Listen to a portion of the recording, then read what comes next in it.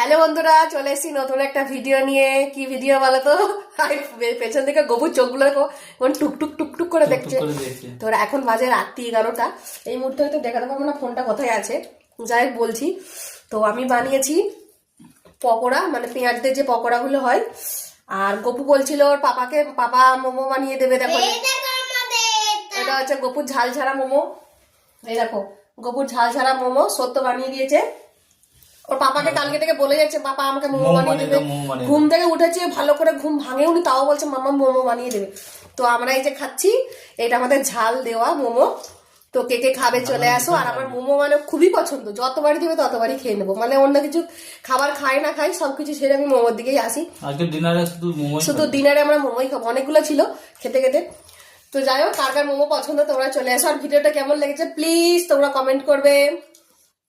Tata, good night, bye bye.